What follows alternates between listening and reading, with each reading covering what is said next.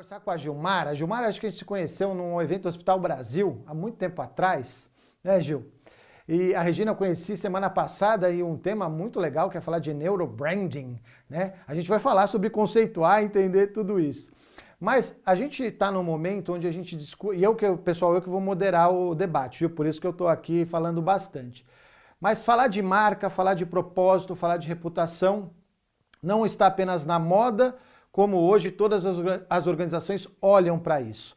Vou passar para você, Gil, para a gente falar um pouco sobre isso. O que é tratar dessa reputação, dessa imagem de marca, propósito, brand, como cuidar disso e como olhar para isso?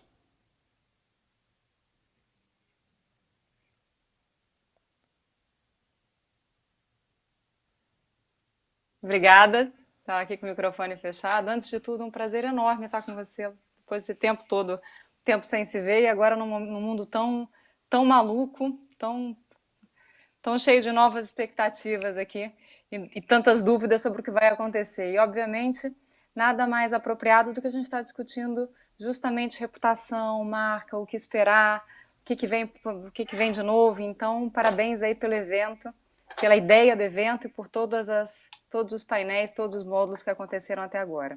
Tenho aqui 10 minutos, vocês me deram 10 minutos, eu rapidamente vou abordar os pontos que você colocou, Luciano, e também, de modo geral, quero que a gente consiga sair desse módulo entendendo o conceito de reputação, essa relação entre reputação, marca, as vantagens da gente manter uma reputação favorável, como é que isso atrai, como é que isso afeta na prática o nosso negócio, e tentando trazer tudo isso dentro de casos práticos, dentro do universo da saúde. Finalizando aí com umas recomendações rápidas, uns pontos rápidos sobre como fazer de forma prática para trabalhar a reputação, né? A gente aqui numa plateia cheia de profissionais de comunicação, vamos terminar aí com os 4 pontos práticos.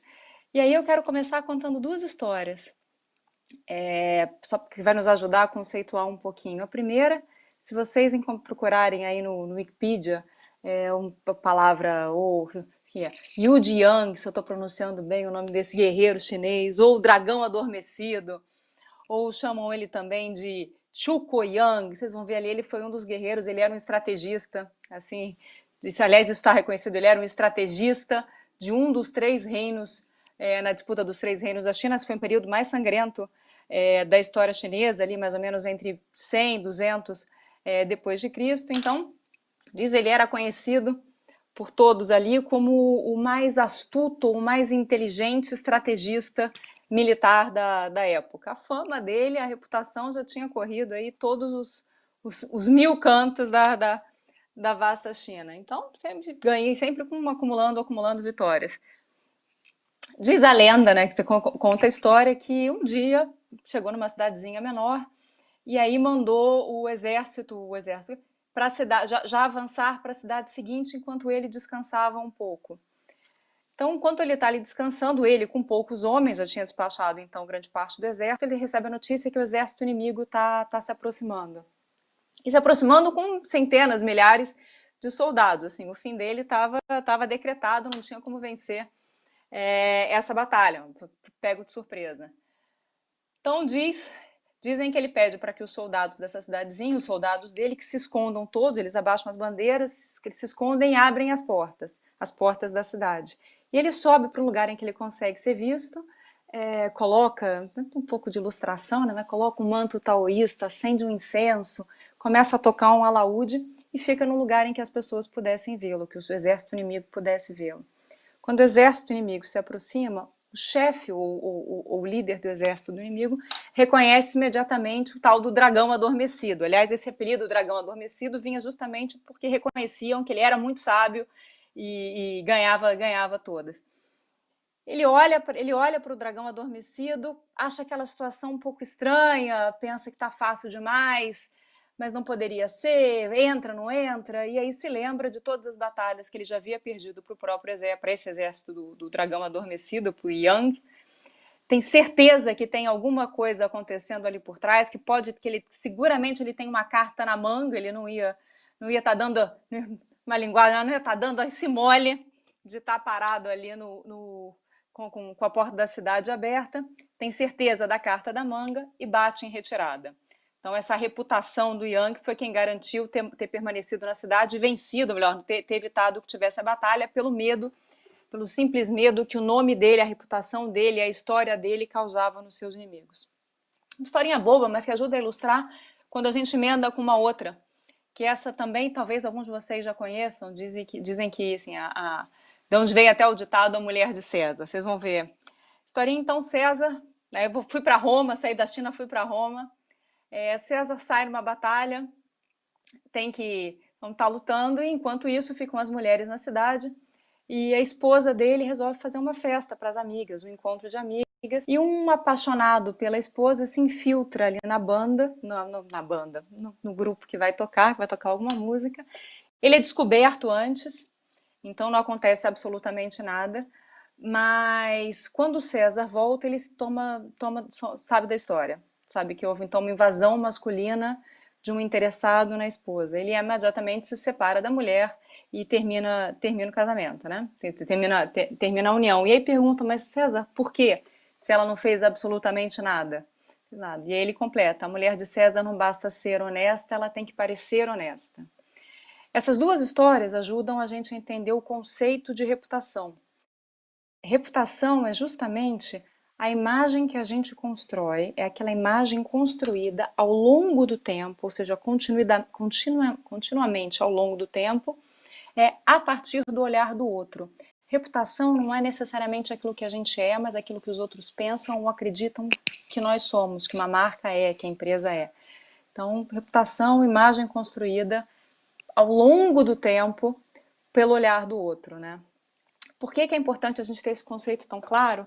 Para a gente poder identificar quais são os benefícios de uma boa reputação. Então, a reputação pode ser boa, pode ser má, a reputação de ser o vencedor das batalhas, o que sempre perde, o azarado, o que quer que seja.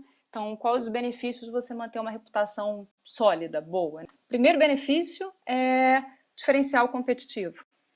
Então, se a reputação está ancorada naquilo que a tua empresa ou a tua marca tem de diferencial, ou seja, em relação à concorrência, você não só cria a barreira de entrada, como toda a comunicação que você faz a respeito desse diferencial é aceita de forma muito mais fácil. As pessoas estão propensas, elas acreditam, te dá credibilidade. Você falar, reforçar uma mensagem que combina com o posicionamento daquela marca ou daquela empresa na cabeça dos seus concorrentes, dos seus clientes, dos seus fornecedores, de todos os stakeholders. Então, é um atributo, ela reforça um atributo muito importante, né? Um diferencial competitivo muito importante quando ela está dada. Outra vantagem indiscutível de uma reputação aliás, eu ia contar um exemplo, eu estava aqui olhando minhas anotações, eu vou tentar cada uma das vantagens ancorar num exemplo prático do nosso setor, porque a gente vai criando paralelo e dá mais chance para a gente discutir perguntas, né? Para frente trazer novos elementos. Então, quando eu falei que traz como diferencial competitivo, a gente pode, a boa reputação como diferencial competitivo, fica um exemplo, se você perguntar para alguém, olha, se você tem situação hipotética, ou você tem um parente ou tem algum conhecido que precisa de um tratamento oncológico e sem limitação de plano, então uma situação hipotética, para onde para onde você recomendaria que esse paciente fosse? Para o Sírio, para o Einstein, para o Oswaldo Cruz? Eu estou falando todos de hospitais de excelente reputação aqui em São Paulo, né? De excelente. Agora, talvez algum desses na sua cabeça ou na cabeça do paciente esteja mais associado ao conceito de oncologia, porque construiu ao longo do tempo a reputação de excelência no serviço de prestação de serviço oncológico.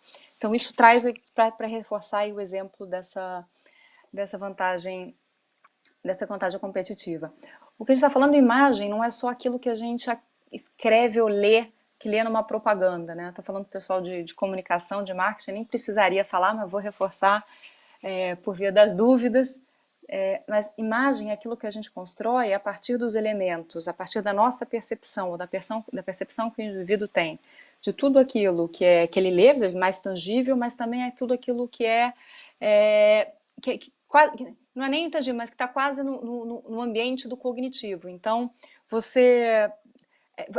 a imagem se constrói a partir da coerência. Um exemplo que eu sempre dou para isso é, se você tem um consultório e você quer posicioná-lo, ter a reputação de que é um consultório que tem o ápice da tecnologia, que os melhores equipamentos estão ali, uma clínica de estética, quer que seja que os melhores equipamentos estão ali, não faz sentido você ter na sua sala de espera uma revista Veja de 2008, de 2009, isso é incoerente. Tem um exemplo esdrúxulo, mas para mostrar que o mobiliário, a luminária, a roupa da recepcionista, o uniforme como ela está escolhida, que você escolhe, tudo isso tem que combinar com a reputação que você quer ter. Então, esse é o primeiro benefício, a forma como se constrói, né? Uma vantagem importante da reputação, a segunda dela, né, para a gente citar aqui, é que ela protege, quando ela está consolidada, ela protege, ela ajuda a proteger a tua empresa em caso de crise. Então, também trazendo um exemplo prático, vocês devem ter acompanhado agora, saiu em toda a imprensa, vou usar o Einstein também, porque eu usei no exemplo anterior, mas apareceu aí o teste, um resultado equivocado, de 28 jogadores de futebol ali do Red Bull, né? Red Bull Bragantino, não tem nada de futebol, mas Red Bull alguma coisa, jogando contra, acho que eram quartas de finais, né? Jogando contra o Corinthians. 7, pelo que entendi, 7 desses jogadores eram titulares, imagina o dano, né? E obviamente o Einstein se pronunciou, o Einstein emitiu uma nota. Aliás, tá tendo que responder ao Procon, isso também teve em todas as mídias sociais do nosso setor esses dias, mas imediatamente emitiu uma nota dizendo que estaria apurando quem era o fornecedor, que aquilo foi um evento único ou completamente fora do que era esperado, mas que foi causado por um determinado reagente importado, que aquilo já estava sendo retirado do processo, o processo estava revisto, medidas de segurança A, B, C e D estavam sendo tomadas. É o Einstein, com a reputação que tem. Quem de nós deixaria de ir ao Einstein por conta desse episódio? Talvez, ouso dizer que pouquíssimos, porque tem excelente reputação. Talvez se fosse outro, precisaria de muito mais esforço para demonstrar, para recuperar uma posição perdida. Obviamente, então, de novo, só para reforçar o que é o conceito, é por isso que a gente tem que cometer acertos ao longo de um tempo, para que eventuais desacertos sejam percebidos como de menor importância. Aquilo não faz parte da cultura, ou da imagem, ou da reputação do Einstein. Foi algo singular, específico, e que vai ser absolutamente corrigido, isso não abala. Então, a boa reputação ajuda a manter crise. O inverso da história. Também teve na imprensa recentemente, agora está todo mundo acompanhando, a vacina russa. Então, a vacina para a Covid, a vacina russa estará disponível mais rápido do que a de Oxford, mais rápido que a americana. E de novo, eu não estou nem discutindo, não estou discutindo os processos de produção de vacina, não estou discutindo a capacidade científica de inovação da Rússia, mas a gente tende a não acreditar, porque não é a reputação que nós aqui temos do tipo de inovação que vem de lá. Então, esse é um conceito que a gente tem claro desde a Segunda Guerra, ou seja, a gente vai construindo a imagem. Isso é muito interessante. A gente viu um último exemplo só para ilustrar. A Newsweek publicou uma relação dos 100 hospitais mais reconhecidos, os 100 melhores hospitais do mundo. Os primeiros ela elenca por ordem de citação. Acho que são os 50 primeiros. Os 50 primeiros, à medida que esses hospitais foram aparecendo top of mind, foram aparecendo na cabeça, eles vão listando os mais listados, e aí depois do número 51 ao número 100, aí sim é por ordem alfabética. De todo jeito, tem 50 hospitais que são reconhecidos como os melhores do mundo. E aqui é interessante, porque a questão não é se é ou se não é, né? Mas é qual o conceito, qual a percepção, qual o posicionamento que essas marcas têm na cabeça de quem vota. Isso é de um valor que se leva a vida inteira para construir. Toda hora eu falo isso, porque na agência, por exemplo, eu trabalho há 20 anos no setor, tenho uma agência de comunicação chamada GPS, sou sócia da GPS junto com a Camila Covelo, também é outra craque aí do mercado de marketing de saúde, e a gente recebe, como só trabalha com áreas de saúde, com clientes de saúde, a gente recebe clientes de diferentes porte. E é muito comum mesmo, A gente recebia, às vezes, um cliente pela primeira vez pedindo para que nós o ajudemos a criar um plano porque ele quer ver o resultado da marca dele no curtíssimo prazo. Ou isso vale desde o posicionamento digital até uma questão mais estratégica, lançamento de um produto, serviço, o que quer que seja. Então é importante que se tenha claro esse entendimento de que diferencial competitivo consolida a reputação ao longo do tempo, não tem milagre. Você tem que fazer de forma repetitiva e dar a mesma informação sempre. Gil, nós Outra vamos. vantagem de você... Só Oi? colocando assim, a gente vai colocar isso também no debate. Você quer complementar? Porque eu queria passar para a Regina para depois a gente debater todos esses itens. Você quer complementar? Então, eu vou fazer o seguinte, pra gente, eu vou te falar só dos 3 próximos benefícios e você me der a chance, na Tá. questão do debate, eu trago para o debate as 4 dicas que eu trouxe para como a gente construir Perfeito. reputação. Legal. Obrigada aí por ter me lembrado do tempo. Então, estando claro, outros benefícios da reputação. Construir diferencial competitivo, ajudar a criar barreira de entrada, te ajudar em poder de negociação com o fornecedor, isso tem valor muito importante, não é à toa que hospitais de campanha, os hospitais conseguiram hospitais privados, hospitais campanhas de privado conseguiram negociações muito mais rápidas, porque os fornecedores não queriam servir para poder público, para dar um exemplo rápido aqui, e porque potencializa, como eu te falei, aí, as suas ações estratégicas. Em seguida a gente conta aí alguns outros exemplos, porque senão se me der a palavra aqui, eu como o tempo da Regina. Não, Obrigada, legal. Regina. Não, legal. É só porque a gente quer também fazer o debate, juntar os dois assuntos. Eu acho que é importante. Eu sou um cara que gosta muito de estudar essa questão da reputação, de propósito, e tem algumas dúvidas que você vai responder sobre construção e também se nesse momento alguma empresa pode ter a sua reputação arranhada em virtude aí de alguma atitude. Já fica aí para você pensar também. Vamos falar com a Regina. Tudo bom, Rê? Eu queria que você falasse um pouquinho aí sobre o que é o neurobranding. E é importante, né? A gente estava conversando esses dias, quando a gente estava alinhando aqui do nosso debate, de conceituar o que é isso, né? Como utilizar, porque é novo, muita gente agora está usando, está querendo saber mais sobre isso. Então, Rê, com você para a gente poder ter a tua explanação e voltar para o debate, que vai ser bem caloroso aí. Obrigado, Luciano. Boa noite a todos. Boa noite, Gilmara. Né? Como diz o Luciano, conheci o Luciano recente, a Gilmara também, mas é um prazer estar aqui com vocês. Então, resumidamente, neurobranding é branding consciência, ok?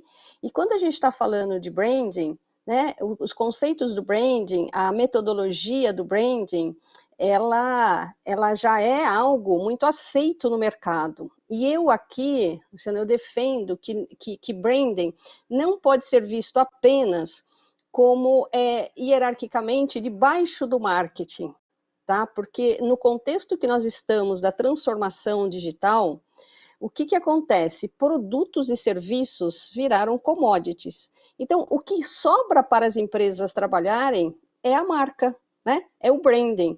Só que hoje também a transformação digital, essa era, né, da uberização, ela também nos coloca numa situação aonde tempo e recurso é o que menos temos hoje, né? Tempo e recursos financeiros. E como reinventar uma marca, como fazer essa digitalização, como inovar, tá? Então, se tudo que eu não tenho é tempo e recurso sobrando, o que eu preciso? Eu preciso acelerar esse processo. E como é que nós aceleramos esse processo? Trazendo conhecimento das ciências cognitivas, ok? Ciências comportamental, psicologia, antropologia e entre elas, né, a cereja do bolo, que é a neurociência aplicada aos negócios. Então, neurobranding é quando eu junto, né, ao branding, ou seja, ao processo de construção de marca, o conhecimento da ciência, para entender como funciona o cérebro das pessoas, né, de todos nós, e como é o nosso comportamento. Então, quando eu junto isso, eu consigo entender que nós aprendemos a fazer comunicação de marca ou marketing de uma forma persuasiva, ou seja, eu tenho que convencer alguém sobre algo. E o que os conceitos hoje da neurociência, ela separa o nosso cérebro em duas partes, ou seja, sistema 1 e sistema 2. O sistema 1 é o nosso cérebro sistema límbico, mais emocional. E o sistema 2 é o nosso racional, o nosso neocórtex, que só os humanos têm. Então, o que, que acontece? Antes, nós aprendemos, né, com todo mundo que estudou marketing aqui, aprendeu a fazer esse marketing mais persuasivo partindo desse racional, ou seja, partindo do sistema 2 para convencer o sistema 1 emocional. E a neurociência, nos últimos 20 anos, ela fez descobertas por meio de tecnologias e que trouxe esse conhecimento a público. A partir disso, diversas áreas absorveram desse conhecimento e espalhou esse conhecimento. Então, não só nos negócios, como na educação, como tantas outras áreas. E com o marketing não foi diferente. Então, bebemos na fonte de um conhecimento que só foi possível mais recentemente, se contarmos a história. Então, não é que o que nós fazíamos estava errado. Nós fazíamos daquela forma porque não tínhamos uma informação nova que a tecnologia proporcionou. Então, devemos todos nós às pesquisas neurocientíficas que foram realizadas por universidades, por centros de pesquisas, mostrar como funciona o nosso cérebro. E aí, Luciano, olha que interessante. O nosso cérebro, ele opera, né? Nós, cada um de nós, tá bom? Na maior parte do tempo, de uma forma inconsciente, ou seja, de 90% a 95%, varia de autor, estamos inconsciente, porque nós não teríamos esse tempo para racionalizar as coisas. Então, se eu acordo de manhã e se eu tivesse que processar desde o meu primeiro movimento, eu abrindo os olhos, me movimentando, né, pensando que eu colocaria uma perna primeiro ao sair da cama, o que, que aconteceria? O nosso dia provavelmente precisaria aí de muito mais horas do que as 24 horas. Então, nós fazemos a maior parte das coisas de uma forma automática. E esse automático, ele vem pela nossa experiência, o nosso aprendizado. Mas não só nosso, também do meio, também da nossa família, dos nossos ancestrais. Então, quando a gente entende isso, entendemos que temos que fazer uma comunicação de marca ou um marketing de forma diferente. Primeiro, atingindo essa parte inconsciente, que é o sistema 1, e depois o convencimento se dá pelo sistema 2. Então, a gente inverte o processo de fazer comunicação de marca. Então, resumidamente, é isso. E aí, se puder avançar o slide, que eu estou contando aí com a ajuda técnica, nós trabalhamos com uma metodologia, e como é que eu cheguei a isso, né? Ou seja, eu venho da área de comunicação, venho da área de marketing, e em 2014 fui impactada pela neurociência aplicada e me apaixonei, não consegui mais me distanciar desse conhecimento. Fui fazer uma outra pós-graduação em Lisboa, porque não tínhamos uma formação aqui no Brasil, e a partir disso eu comecei a trabalhar um método, e esse método, ele trabalha com 3 claims, né, que a gente diz, relevância. Relevância aqui, resumidamente, tem a ver com propósito. Então, como a Gilmara disse, tudo aquilo que a Gilmara disse, na realidade, a gente tem que entender que existem marcas que ela é muito forte comercialmente, mas não necessariamente em reputação. E até alguns anos isso podia se passar mais obscuro, ou seja, mais internamente, mas hoje não mais, isso virá à tona cada vez.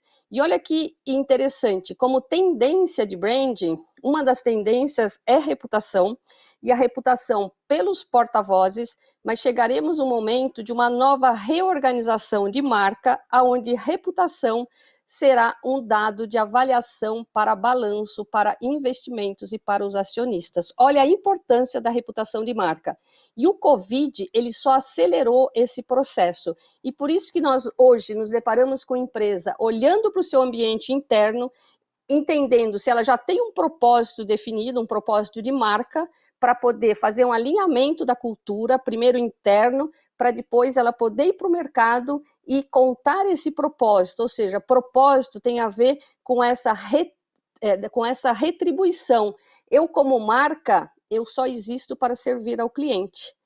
E a minha retribuição ao cliente ou à sociedade, quando eu também terei como obrigação de marca adotar uma causa, ela tem que fazer sentido ao meu propósito. Relevância é, eu deixo de desperdiçar recursos em marketing, em comunicação de marca, porque qualquer ação que eu vá pensar, ela vai estar atrelada a esta relevância do meu propósito. Coerência tem muito a ver com o que a Gilmara falou, dessa questão, eu aprendo por repetição. Aprendo por experiência e aprendo por repetição. Mas essa repetição não é a colocar a mesma informação igualzinha em todos os canais. Com a fragmentação da mídia, fica muito mais difícil estarmos presentes em todos os pontos.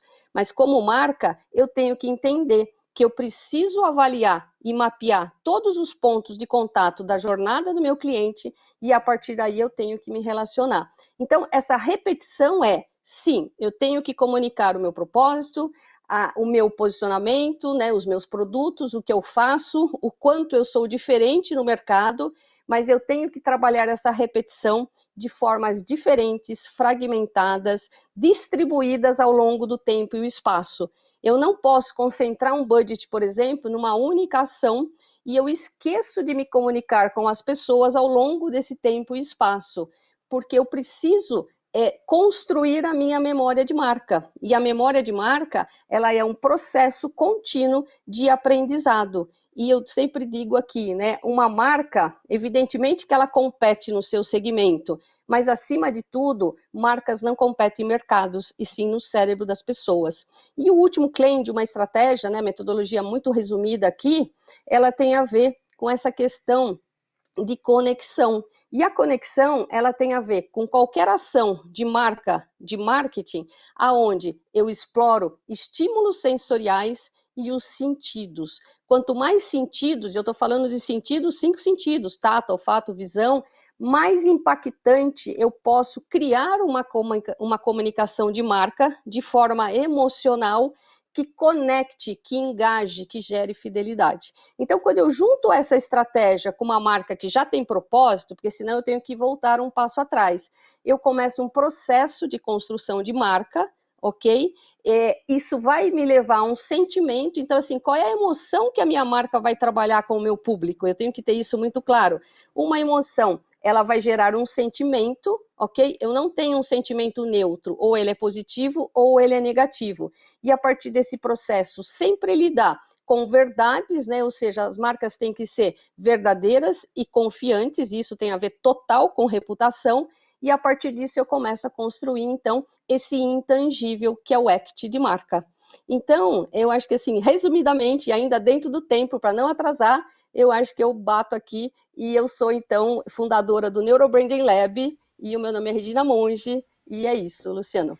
Olha, eu falo isso para todo mundo, daria para a gente depois marcar um outro evento de 1h30, só nós três falando sobre marca, branding, neurobranding, né?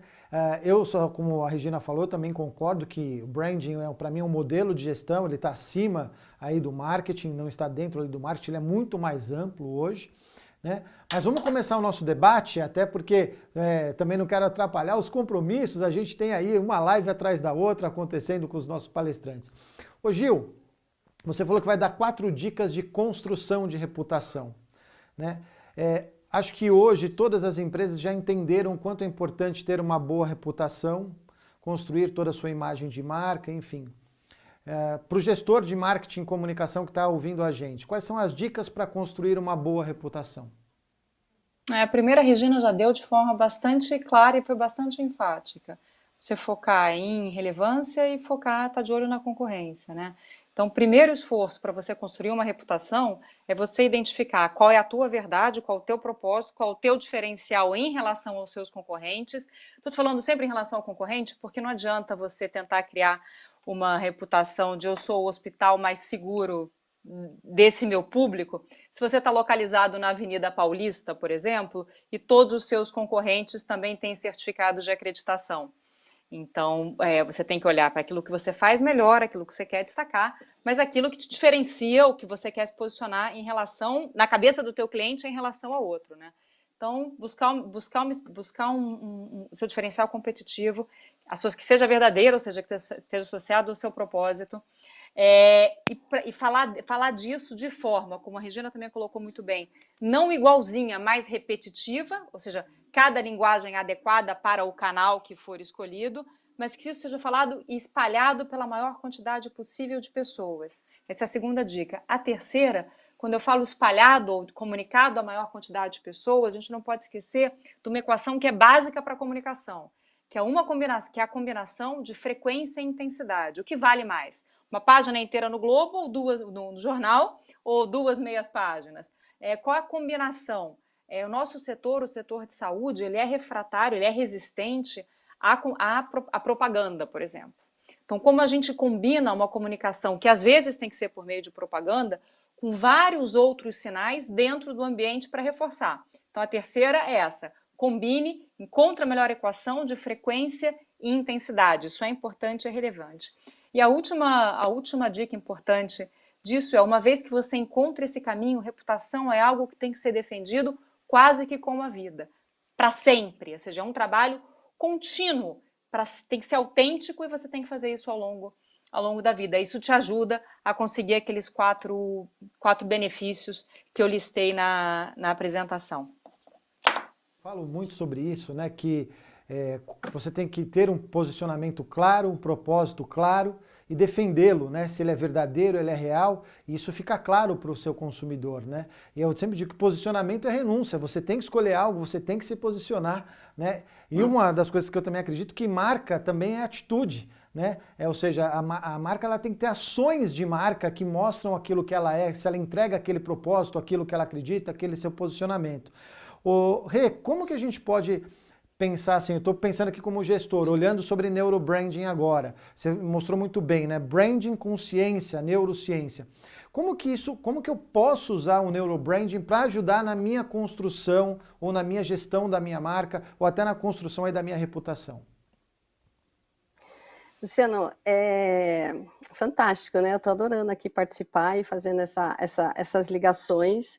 É muito simples, né? Primeiro é entender esse contexto que vivemos hoje, ou seja, vivemos num contexto que a revolução digital nos trouxe, né? E aí a gente teria que olhar um pouco para a história, é um pouco complexo para a gente trazer aqui pelo tempo, mas nós estamos vivendo um modelo de ruptura. Ok? A partir do momento que nós temos um modelo de ruptura, e é quando, por exemplo, nós temos o Uber, né? E por isso uberização, e ele quebra um modelo de gestão da intermediação, todas as marcas serão afetadas, ou seja, isso impacta diretamente no modelo do negócio de qualquer empresa, seja ela pequena, seja ela média, grande e até de profissionais.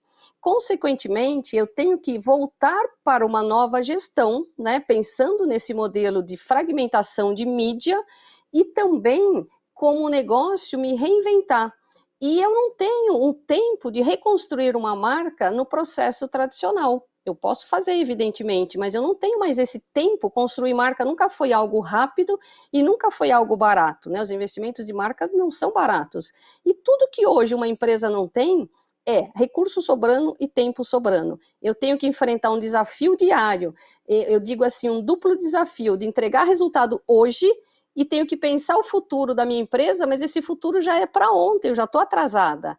Então, qual é o mecanismo? Quando eu trago a ciência para o jogo, eu consigo fazer essa, vamos dizer assim, fazer essa transformação, fazer essa aceleração muito mais rápido. Então, é uma questão de tempo, é um ganho de tempo e de imprimir velocidade, porque eu começo a entender muito de comportamento humano, né, do que trava o ser humano, tanto nos processos de transformação e de inovação, como também a minha relação com o meu cliente. Então, é um processo que imprime velocidade. A partir do momento que eu imprimo velocidade, eu consigo encurtar esse prazo. Então, você ganha tempo e economia de recursos, né? Porque você não tem mais esse tempo sobrando. Não, muito bom. O nosso tempo é curto, o pessoal está no YouTube, no Face, querendo saber mais sobre isso. Acho que é um dos temas mais importantes aí para se discutir. A gente vai ter que finalizar o nosso debate, né? Estamos aí certinho no nosso horário. Eu só queria finalizar com uma pergunta aqui para Gil e para Rê. Alguma atitude tomada durante o período de Covid pode, de alguma forma, arranhar toda uma reputação que levou-se anos para construir? Gil? Começo? Pode ser. Sem sombra de dúvida. Aliás, é facílimo você destruir uma reputação, dependendo da gravidade. Eu estava dando uma olhada aqui no YouTube, alguém comentou, falou, olha, ninguém não vai errar nunca. Teve um comentário desse aqui no YouTube. Então, é importante, no caso do Einstein, que foi exemplo dado, foi o tempo de resposta, né? Uma das coisas que contribuiu. Mas sim, obviamente, todas as empresas estão sujeitas a um hecatombe qualquer que danifique, que cause um dano na imagem muito sério. E é para isso que você tem várias outras estratégias. Você tem comitê de crise, você sabe, você tem seus porta-vozes já selecionados com antecedência. Então, você tem que estar preparado para enfrentar uma crise, porque ela pode acontecer independente da reputação que você construiu até então. Mas eu vou te dar o exemplo oposto. Do mesmo jeito, tem empresas usando a situação do Covid para fortalecer a sua reputação. E a gente tem visto muito isso com a Redditor. Né? A gente falou de outros hospitais, falando agora da Redditor.